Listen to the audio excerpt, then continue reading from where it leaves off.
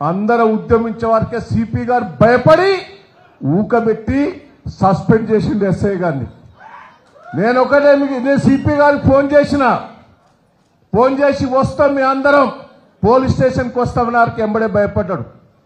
మొన్న మా పెద్ద మడూరులో కూడా ఉష్క దందాలు చేసిన వాళ్ళు కాంగ్రెస్ వాళ్ళ మీద కంప్లైంట్ చేస్తే ఆ పెద్ద మడూరులో కాంగ్రెస్ కార్యకర్తలందరూ మన ఇంటి మీదకి పోయి టీఆర్ఎస్ ఇంటి మీదకి పోయి కొట్టిరు.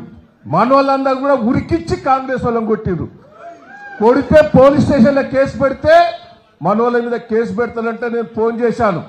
అర్ధ గంట లోపల వదిలిపెట్టకపోతే పోలీస్ స్టేషన్లో వచ్చి కూర్చుంటానంటే ఎంబడే కాంప్రమైజ్ చేసేలా కొట్టాడు.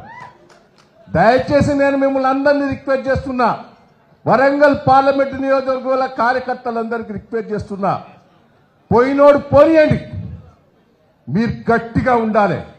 ఏదో చల్లబడ్డట్టు ఏదో మనకి భయపడ్డట్టు ఉండొద్దు.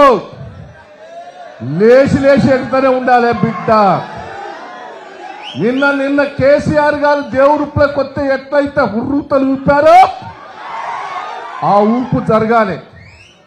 నేను ఒకటే మిమ్మల్ని అందరినీ రిక్వెస్ట్ చేస్తున్నా, ఇవాళ నాకు ఇష్టం లేదు. నేను హరిశన్నకు చెప్పిన, నాయనా కేసీఆర్ గారిని బిడ్డను పెడితే మనం థర్డ్ పొజిషన్ ఉంటాం. అదే కడియం శ్రీహరి గారి బిడ్డను పెడితే థర్డ్ పొజిషన్ ఉంటాం. ఆగాగు సారీ నేను ఒకటే ఆగాగు ఆ థర్డ్ పొజిషన్ ఉంటాం. మీరు పెట్టొద్దని రిక్వెస్ట్ చేసిన ప్రెస్ మీడియా వాళ్ళకి రిక్వెస్ట్ చేస్తున్నా. ఒకటే కడియం శ్రీహరి గారి బిడ్డను పెడితే థర్డ్ పొజిషన్ ఉంటామని హరీష్ రావు గారికి చెప్పాను నేను. హరీష్ రావు గారు ఏమన్నారంటే ఇవ్వ అటు ఇటు ఉన్నాడే పెడదామని, పోయేటట్టున్నాడు అది ఇదని అన్నాడు. నేను ఒకటే రిక్వెస్ట్ చేసిన, ఆమెను పెడితే థర్డ్ పొజిషన్ ఉంటుందని చెప్పాను. ఏదో పెట్టారు, పెట్టిన తర్వాత నిరుత్సాహపడ్డారు. నేను ఇప్పుడు హరీష్ అన్నకు చెప్తున్నా, ఆమె కాంగ్రెస్ పార్టీ టిక్కెట్ తెచ్చుకోవడమే కార్యకర్తల్లో ఊపు వచ్చిందని కూడా ఈ సందర్భంగా మీకు తెలియజేస్తున్నా. కార్యకర్తల్లో ఊపు వచ్చింది. నేను ఇలా న్యూట్రల్ పర్సన్స్ కూడా అంటాను. నిన్న వర్ధన్నపేటకు పోయినా, మొన్న నెల్లూట్లకు పోయినా, ఓ జిత్తు వచ్చింది. ఇదివరకేమో ప్రభుత్వం చెయ్యలేదు, కాంగ్రెస్ ప్రభుత్వం పనులు చేస్తలేదని జనంలో కొంత నిరుత్సాహం ఉండే.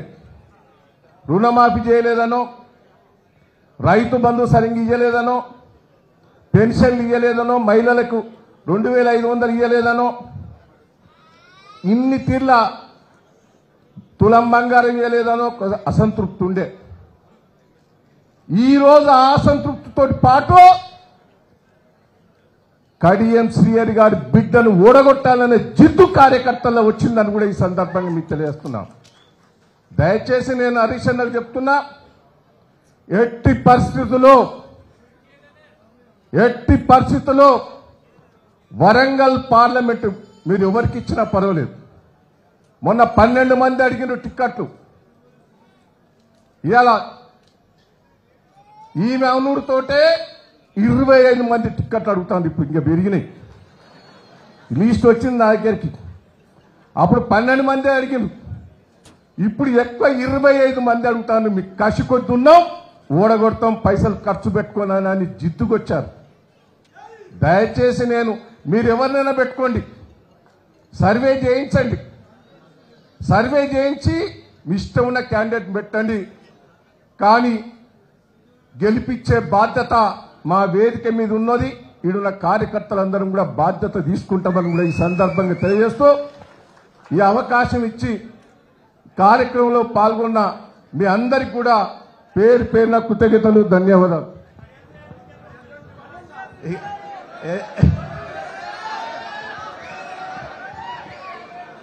ఏం చెప్పాలి? ఏం చెప్పంటావు?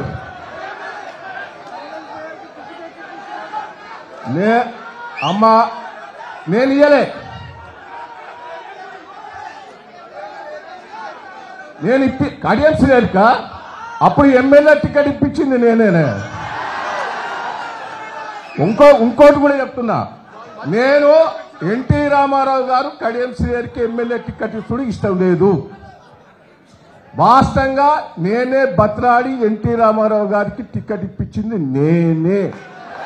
రెండోది ఇది కూడా చెప్తున్నా, వినయ్ చెప్తాడు, మంత్రి కూడా దయాకర్ నీకు వచ్చేటట్టు లేదు క్యాస్ట్ ఈక్వేషన్ అంటే కడియం శ్రీహరికి ఏంటని బత్రాడి ఇప్పించింది కూడా నేనే. వింటానవా? ఓడగొట్టే దాంట్లో కూడా మొదటోని నేనే ఉంటా.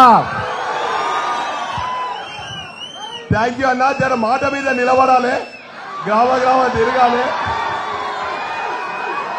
అదే